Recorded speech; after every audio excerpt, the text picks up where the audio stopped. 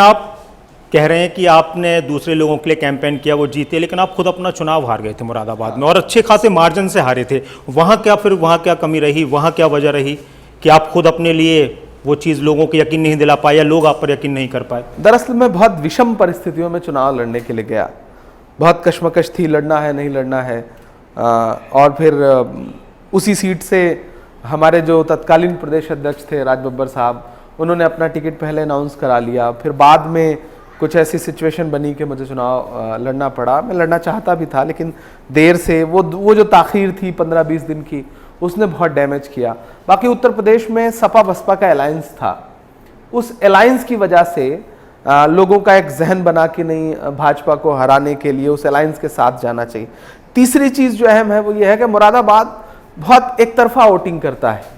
जब अजहरुद्दीन साहब चुनाव लड़ रहे थे और वो चुनाव जीते थे तो सपा के कैंडिडेट को महज 24,000 वोट मिला था।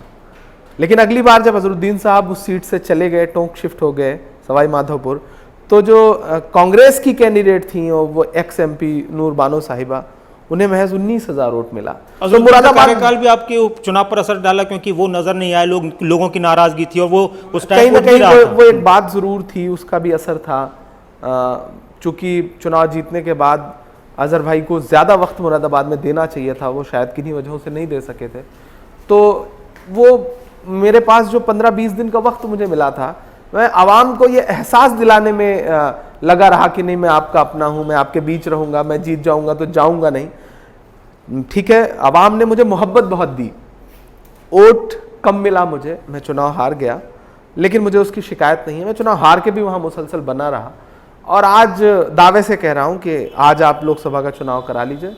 मेरा ख्याल है कि जो नतीजा उस वक्त था वो बदल जाएगा, बस जीता हुआ नाम वो इमरान प्रतापगढ़ी का होगा। तो फिर क्या इमरान प्रतापगढ़ी लोकसभा का चुनाव तो खैर अभी मुमकिन नहीं है, कोई ऐसे हालात भी नहीं, लेकिन हाँ विधानसभा का चुनाव करीब है, तो फिर कहीं पर किस्मत आजमाएंगे मुरादाबाद से या कहीं और से? नहीं, मैं विधानसभा का चुनाव नहीं लड़ूंगा।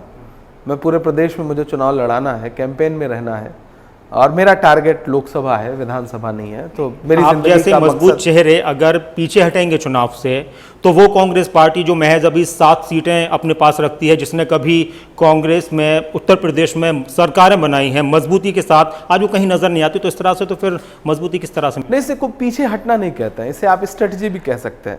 पार्टी कहेगी मैं कल चुनाव लड़ने को तैयार हूँ, पार्टी उत्तर प्रदेश में जिस सीट से कहेगी वहां से लड़ने को तैयार हूँ। मैं मैदान से भागने वालों में से नहीं हूँ, लेकिन पार्टी भी इस बात की अहमियत समझती है कि इमरान का इस्तेमाल ज़्यादा बड़े पैमाने पे तब हो सकता है जब इमरान फ्री रहें।